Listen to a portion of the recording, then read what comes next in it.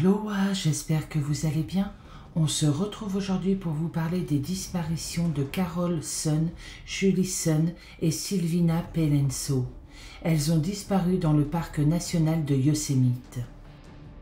Le 12 février 1999, Carol Sun, 42 ans, sa fille Julie, 15 ans, et Silvina Pelenso, 16 ans, ont quitté leur domicile à Enrica, en Californie, pour partir en vacances dans la région proche du parc national de Yosemite.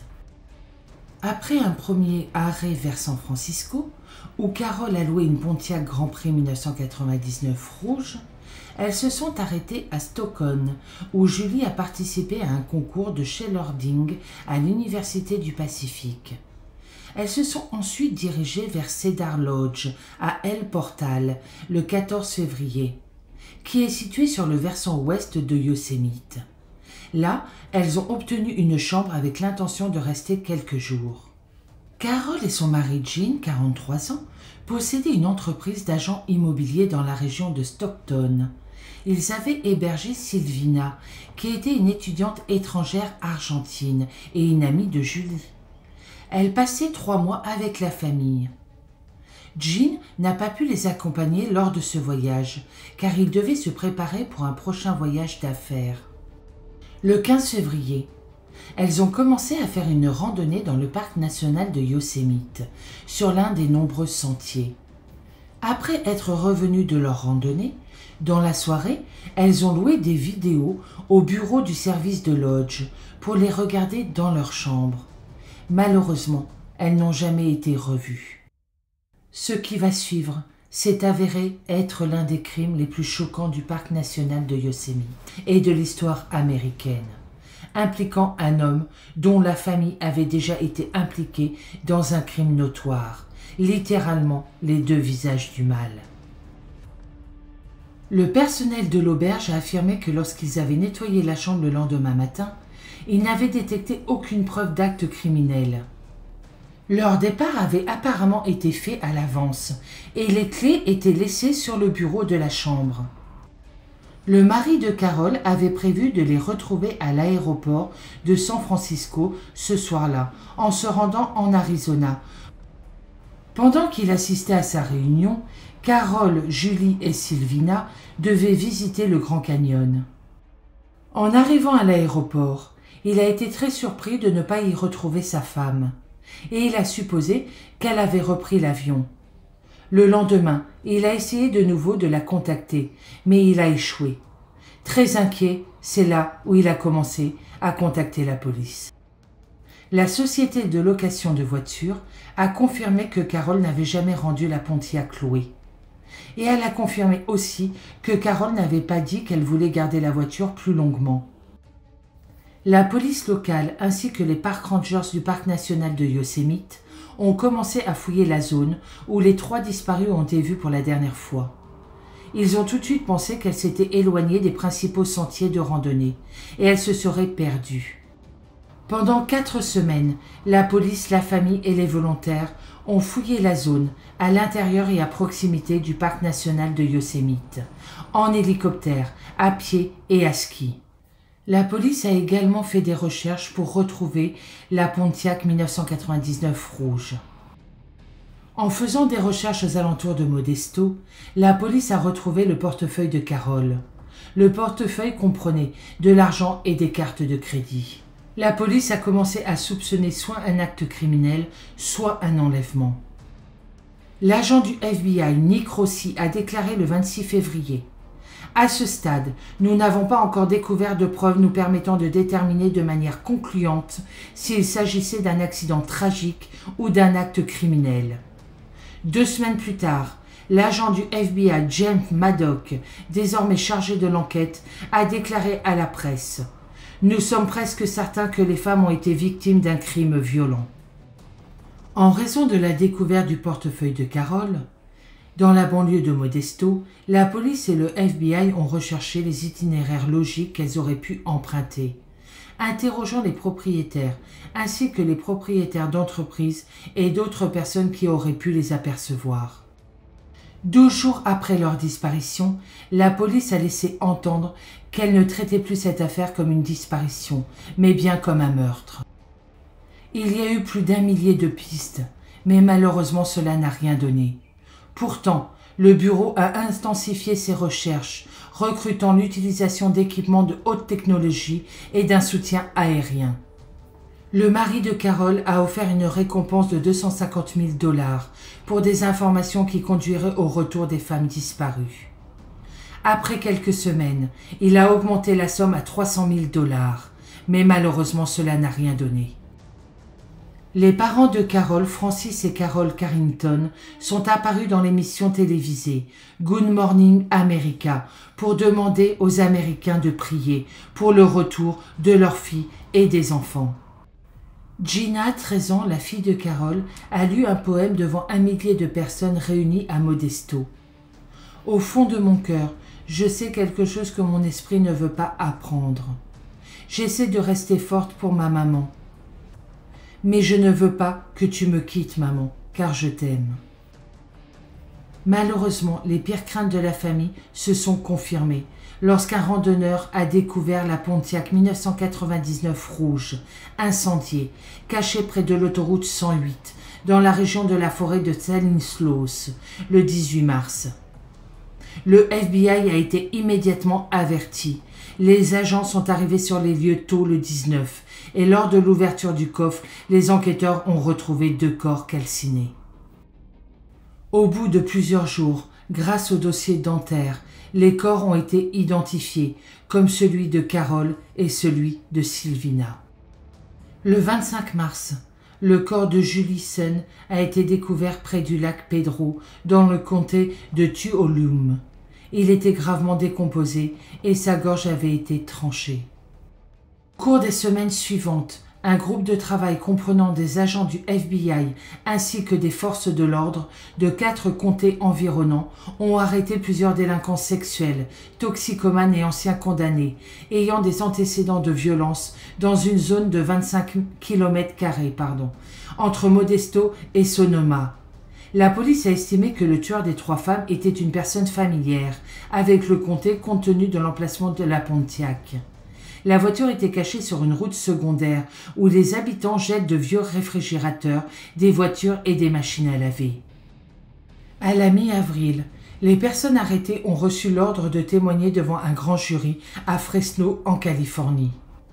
4 hommes étaient considérés comme les principaux suspects du meurtre dans les premières enquêtes.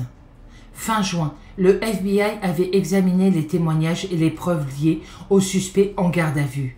À ce moment-là, le bureau a déclaré que bien que personne n'ait encore été inculpé, ils estimaient que les responsables du meurtre des 3 femmes à Yosemite étaient déjà derrière les barreaux. Voici les principaux suspects. Michael McLarwick, 42 ans de Modesto. Il fait partie d'un groupe de vagabonds de consommateurs de méthamphétamine. Il a grandi dans le comté de Tuolumne, près de l'endroit où les corps de Carol et Sylvina ont été retrouvés. Il a été emprisonné le 16 mars, après avoir prétendument essayé d'abattre un agent de police à Modesto. Il avait un long casier judiciaire et avait été longuement interrogé par le FBI. Il a nié tout rôle dans les meurtres de Yosemite. Eugène Rufus Dix, 32 ans, est le demi-frère de Michael Larwick. Il a été arrêté en mars. Billy Joe Strange, 39 ans, un libéré conditionnel d'El Portal, qui travaillait au salon et au restaurant Cedar Lodge, où les femmes ont été vues pour la dernière fois. Il a été arrêté le 5 mars, alors qu'il se serait présenté à son agent de libération conditionnelle en étant alcoolisé. Le FBI a fait pression pour l'arrestation, mais il a nié toute implication dans le triple meurtre.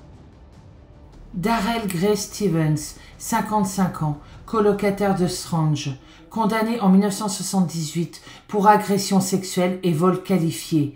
Il a été emprisonné le 14 mars pour ne pas s'être enregistré comme délinquant sexuel. Il y a eu beaucoup d'autres suspects. Rachel Lou Campbell, Larry Duane Utley, Teresa K. Gray, Kenneth Soldier Stewart, Angelia Dahl, Maria Lebertern, Jeffrey Wayne Kinney. L'une des personnes arrêtées puis relâchées était Cary Steiner, qui travaillait au Cedar Lodge en tant qu'homme à tout faire. Il n'avait pas de casier judiciaire et sa seule rencontre avec la loi était pour usage de marijuana en 1997. Puis, il y a eu un autre meurtre. Agissant sur un conseil d'un appelant qui s'inquiétait de savoir où se trouvait son ami, Joy Ruth Armstrong, 26 ans. Les gardes du parc ont retrouvé son corps, décapité le matin du 22 juillet 1999. Il a été découvert au-delà d'un terrain de camping adjacent à ses quartiers d'habitation à la communauté Foresta, un groupe de 30 cabanes à l'usage des travailleurs du parc. Son corps était à côté d'un ruisseau et sa tête était déposée dans l'eau. Elle travaillait pour le Yosemite Institute depuis 1 an et avait travaillé sur des programmes éducatifs grâce à un partenariat avec le National Park Service. Elle avait probablement été assassinée dans la soirée du mercredi 21 juillet. Elle a été vue ce jour-là dans les bureaux de l'Institut et prévoyait de rendre visite à un ami, en Californie. Mais quand elle n'est pas arrivée, il s'est inquiété et a prévenu immédiatement le parc ainsi que la police. La police a découvert sa voiture devant sa cabine, devant son lieu de travail.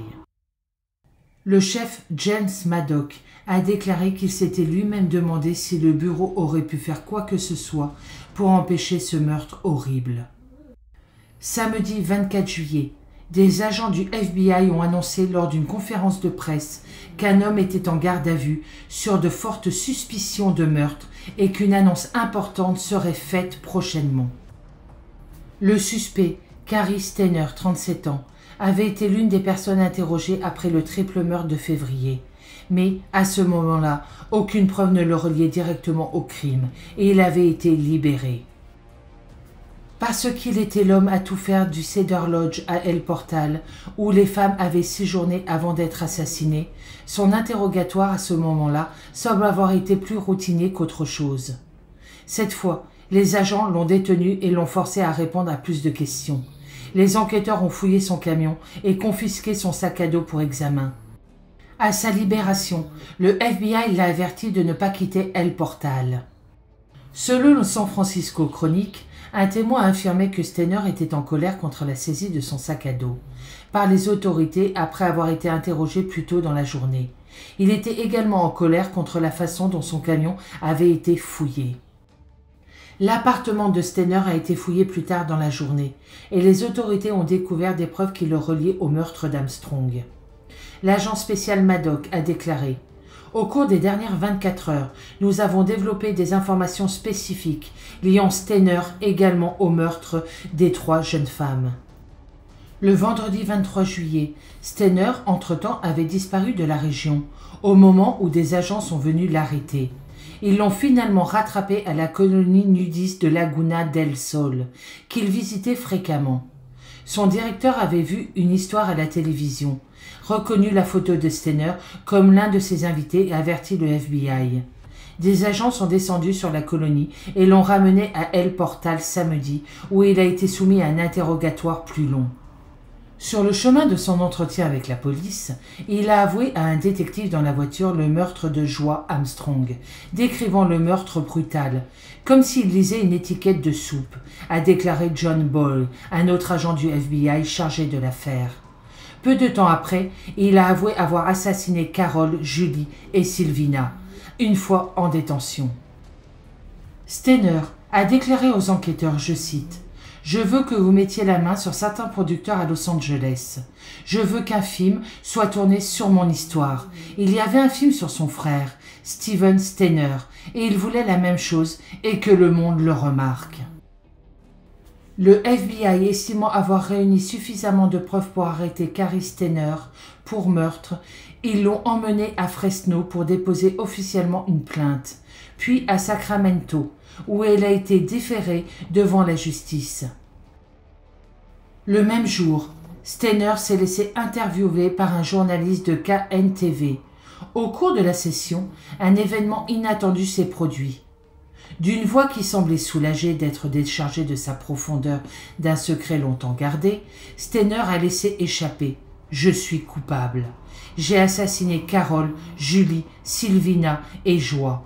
Aucune des femmes n'a été abusée sexuellement de quelque manière que ce soit. » Dans l'interview, Steiner a déclaré qu'il avait fantasmé sur le meurtre de femmes au cours des 30 dernières années et a décrit en détail comment il avait assassiné toutes ces femmes. Il avait étranglé Carol, puis Sylvina, dans leur cabine de location du motel Cedar Lodge, puis avait emmené Julie au bord d'un lac, où il l'a tuée tôt le lendemain matin. Il a abandonné la voiture de location du groupe avec les corps de Carol et Sylvina à l'intérieur, revenant 2 jours plus tard pour brûler les preuves et récupérer le portefeuille, qu'il a jeté à Modesto pour semer la confusion dans l'esprit des autorités. Steiner a déclaré qu'il pensait qu'il s'était enfui avec les crimes précédents, mais qu'il n'avait pas pu résister à l'envie de tuer Armstrong après avoir entamé une conversation fortuite avec elle. Pour le meurtre de Joie Armstrong, il voulait que ça soit un véritable frisson pour lui. Je vous passe ces horribles détails. Plus tard, il s'est adressé aux familles des victimes. Je cite, « Je suis désolé que leurs proches aient été là, où ils étaient quand ils étaient là. J'aurais aimé pouvoir me contrôler et de ne pas faire ce que j'ai fait, mais j'ai adoré ça, et si je dois le refaire, je le referai. » Des couteaux ont été utilisés dans les meurtres et l'arme suspectée dans la mort de Joie Armstrong a été récupérée. Malheureusement plus tard, les agents du FBI ont découvert, dans la chambre du motel où les femmes séjournaient, des traces d'agression sexuelle. Ils ont retrouvé des cheveux ainsi que du liquide corporel sur une des couvertures et une empreinte de paume de main sur le rebord de la fenêtre. Qui était Cary Steiner? Un bricoleur de motel relativement calme et sympathique. Ses seules passions étaient les bains de soleil nus et la randonnée. Dans ses jours de congé, il s'échappait à Laguna del Sol, une colonie nudiste du comté de Sacramento. Malgré cela, il n'a jamais semblé se comporter de manière obscène ou perverse en public. Cependant, il y avait des signes avant-coureurs pendant ses jeunes années. Le père de Cary Steiner, Delbert, a admis qu'il pensait que son fils avait peut-être subi un traumatisme à l'âge de 11 ans, lorsque son jeune frère Steven, alors âgé de 7 ans, a été enlevé en 1972, disparaissant pendant 8 ans. À cette époque, Steven avait été contraint de subir des abus sexuels de la part de son ravisseur, qu'il a finalement dénoncé à la police. Après avoir obtenu son diplôme du lycée Merced, Californie, Cary a travaillé comme installateur de fenêtres dans une entreprise de verre. Le Cedar Lodge l'a embauché comme homme à tout faire en 1997 et lui a mis à disposition un petit appartement au dernier étage. La direction l'a trouvé travailleur acharné et honnête. À ce titre, Cary a effectué des tâches techniques et d'entretien ménager, allant de la réparation de pannes électriques et mécaniques à la livraison de serviettes et de literies supplémentaires aux invités. Il déjeunait et dînait habituellement au restaurant du motel. Certaines personnes qui connaissaient Cary ont été très choquées par son arrestation. d'où Sandy Cox, dont le mari était propriétaire de l'entreprise de fenêtres pour laquelle Carrie travaillait à Atterwater. Elle a déclaré, je cite, « Nous connaissons Carrie depuis qu'il est petit garçon. Cela ne correspond pas à l'enfant qu'on a connu et à l'homme qu'on connaît aujourd'hui. » Certaines sources disent qu'il est difficile pour certains enquêteurs de croire que Carrie Steiner aurait pu prendre le dessus sur les 3 femmes sans aucune aide, et encore moins de se débarrasser de leur corps. Pour eux, il a un complice. Le procès de Carrie Steiner devait avoir lieu à Mariposa. Il a été déplacé à Santa Clara en Californie. En mai 2002, Carrie Steiner a plaidé non coupable pour cause de folie. À la mi-juillet 2002, le procès a commencé dans la salle d'audience du juge Thomas C. Asking. L'accusation était dirigée par George Williamson et la défense était dirigée par Marcia Morrissey. Le lundi 22 juillet, le tribunal a entendu les aveux enregistrés de Carrie Steiner qu'il avait donnés aux agents du FBI. En cela, il a calmement passé en revue la façon dont il a étranglé Silvina Pelenso, 16 ans, dans la baignoire du motel et comment il a agressé sexuellement Julie Sun pendant des heures avant de lui trancher brutalement la gorge. Il a réussi à rentrer dans la chambre du motel en disant qu'il devait réparer absolument une fuite. Il a réussi à rentrer et c'est là qu'il a commencé à agresser et à tuer Carol et Silvina.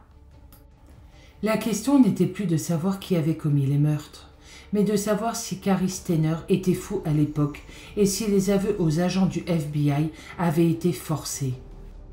Carrie Steiner, vêtue d'une combinaison de prison rouge, a baissé la tête, mais n'a montré aucune émotion lorsque le juge Askin l'a condamnée à mort par 3 fois. Carrie Steiner, pendant le procès, purgeait déjà une peine d'emprisonnement à perpétuité pour le meurtre horrible de Joa Ruth Armstrong. La question de savoir si ces aveux avaient été forcés semblait être résolue lorsque le 24 juillet, le tribunal a entendu les demandes enregistrées que Carrie Steiner avait faites aux agents du FBI, qu'il voulait être satisfait avant de leur donner ses aveux. Il a exigé que ses parents reçoivent l'argent de la récompense, qu'ils soient incarcérés dans une prison près du domicile de ses parents. Le père de Carrie Steiner, Delbert, a déclaré que son fils avait été privé d'un procès équitable et que le juge avait ignoré les arguments de la défense et que le juge n'avait pas pris en compte la vie de famille qu'il avait eue quand il était petit et le traumatisme de la disparition de son frère.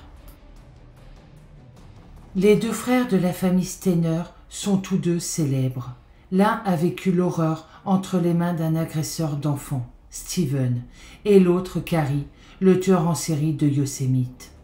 La famille Steiner était composée de 2 frères, 3 sœurs et des parents, Kay et Delbert. Ils vivaient dans la ville agricole de Merced, en Californie, juste à côté du parc national de Yosemite. Steven Steiner a aidé un autre enfant à échapper à un pédophile, après avoir enduré des années d'abus et ne pas vouloir voir l'enfant subir le même sort. Carrie aimait son frère par-dessus tout, il veillait toujours sur lui. Selon l'ancien camarade de classe de Carrie, Jack Bengar, il dira, je cite, « Il aimait son frère par-dessus tout. Tu sais, traîner avec lui, jouer avec lui, le protéger, l'embrasser. Il était vraiment comme un père pour lui. Quand il a disparu, ça a été un drame. »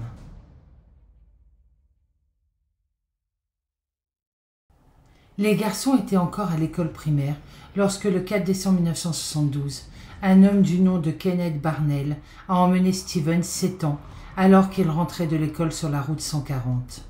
Le 4 décembre 1972, à l'âge de 7 ans, Steven a été approché après l'école par Edward Erwin Murphy, qui a affirmé qu'il collectait de l'argent pour l'église. Après que Steven ait dit que sa mère serait intéressée à faire un don, Murphy a proposé de ramener le garçon à la maison. C'est alors que le cauchemar de Steven a commencé, lorsque Murphy l'a amené à Kenneth Parnell, un pédophile connu. Parnell, avec Murphy, a emmené Steven dans une cabane à Katy Valley, où il a subi un lavage de cerveau pour croire que ses parents ne voulaient plus de lui. Parnell travaillait au Yosemite Lodge, situé à environ 2 heures de route de la maison des Steiner.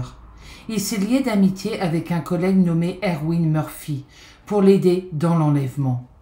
Parnell et Murphy conduisaient vers la ville lorsque Steven a été attiré dans leur véhicule et enlevé. Kenneth Parnell arrête la voiture et se dirige vers une cabine téléphonique. Il revient et dit à Steven « Tes parents, je viens de leur parler. Ils ne veulent plus de toi. » Lorsque Steven n'est pas revenu de l'école cet après-midi-là, ses parents ont sonné l'alarme. Une grande recherche n'a rien donné. Carrie avait 11 ans à l'époque et était profondément bouleversée par la disparition de son frère. Il dira, je cite, « Je me souviens d'être sorti en larmes un soir après la disparition de mon jeune frère et d'avoir souhaité qu'il revienne en vie. J'ai prié toutes les nuits pour qu'on me ramène mon jeune frère, jusqu'à ce qu'il revienne à la maison.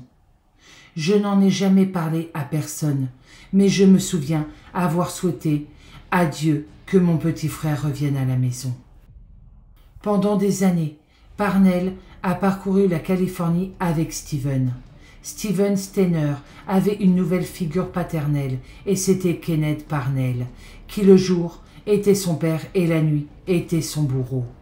Steven apprit que son nouveau nom était Denis Parnell et qu'il était inscrit à l'école. Contre vent et marée, il s'y est épanoui. Alors que Steven était un étudiant de première année au lycée Mendocino, à environ 300 km au sud, son frère aîné Carrie était un étudiant de la classe supérieure au lycée Merced. Il avait une très grande personnalité, a déclaré Laurie Duck, qui sortait avec Steven au lycée, mais le connaissait sous le nom de Denis. Il était courageux, on pouvait voir qu'il voulait jouer et être avec des enfants et être normal. Carrie portait toujours un chapeau parce qu'il s'arrachait les cheveux de façon compulsive. Émotionnellement, Carrie a connu des moments très difficiles durant son enfance. Il a également manifesté certains comportements qui ont mis les autres mal à l'aise, notamment, comme il l'a admis plus tard, en s'exposant à l'ami de sa sœur. Au moment où Steven a eu 14 ans, en février 1980, Parnell décide de kidnapper une nouvelle victime. Il a payé un enfant du coin pour qu'il l'accompagne dans la ville d'Ukiah, en Californie, et lui a dit d'aller lui trouver un garçon, Timothy White, 5 ans, rentré de l'école, et ils l'ont rapidement enlevé. Pendant 2 semaines, Steven a regardé Timothy subir la séparation d'avec sa famille. Puis, il a pris des mesures. Le 1er mars 1980, Steven a attendu que Parnell soit au travail, puis s'est enfui de la maison avec Timothy. Les deux ont fait de l'autostop jusqu'à Ukiah, en Californie. Il faisait nuit quand ils sont arrivés et Timmy pouvait se rappeler où il habitait, alors ils sont allés au poste de police. Steven a raconté à la police ce qui lui était arrivé, ainsi qu'à Timothy, et il a également pu leur dire que son vrai nom était Steven, pas Denis. Steven était un héros national. Sur Good Morning America, en mars 1980, Steven a partagé avec l'autre David Hartman qu'il se sentait super d'être à la maison. Il a dit à Hartman que ses parents n'avaient pas tellement changé, mais son frère et ses sœurs, eux, ils ont beaucoup changé. Il ne les a pas reconnus. Lors d'une conférence de presse à l'extérieur de la maison Steiner, tout le monde souriait, mais Carrie, dans sa casquette de baseball, ne souriait pas du tout. Les frères ne s'entendaient plus. Pourquoi ? Steven ne comprenait pas les règles qu'il devait maintenant respecter. Il a également lutté au lycée, où il a été victime d'intimidation pour les abus qu'il avait subis. Parnell a été reconnu coupable d'enlèvement et de faux emprisonnement. Il a été condamné à 7 ans de prison, mais n'en a purgé que 5. Moins de temps qu'il n'a retenu Steven captif. Ken Parnell est revenu à ce qu'il faisait depuis des années.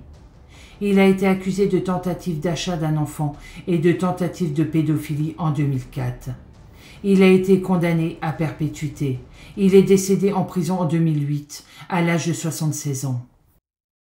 Il était connu pour se réfugier dans le Yosemite, où il conduisait et se perdait dans la nature. Il marchait nu et fumait de l'herbe. Il pouvait trouver la paix dont il avait désespérément besoin. La renommée de Steven Steiner fut de courte durée. Il a grandi, s'est marié et a eu 2 enfants. Tragiquement, Steven Steiner a été tué dans un accident de moto en 1989, à l'âge de 24 ans. Peu de temps après la mort de Steven, un oncle avec qui Cary Steiner était très proche a été tué par balle dans une maison qu'ils partageaient ensemble. À ce stade, Cary Steiner a fait quelques dépressions nerveuses. Il ne s'est jamais remis de la mort de son frère. Il a déclaré à cette époque, je cite, « J'ai eu envie de sauter dans une voiture et de tuer tout le monde qui était concerné ou pas concerné par la mort de mon frère. » Timothy White décède à l'âge de 35 ans. Timothy White, la victime de l'enlèvement, n'avait que 35 ans lorsqu'il est décédé. L'histoire dramatique a été racontée dans le téléfilm de 1989. Je sais que mon prénom est Steven. Le beau-père de White, Roger Gitlin, a déclaré que White était décédé le 1er avril 2010 d'une apparente embolie pulmonaire. Il a été enterré dans la ville de Nate Hall. Il avait travaillé comme adjoint du shérif du comté de Los Angeles. C'est la fin de cette vidéo et malheureusement de ces nombreuses tragédies. Pour ma part, je vous souhaite une très bonne journée. Je vous dis à bientôt dans une prochaine vidéo et surtout, prenez soin de vous.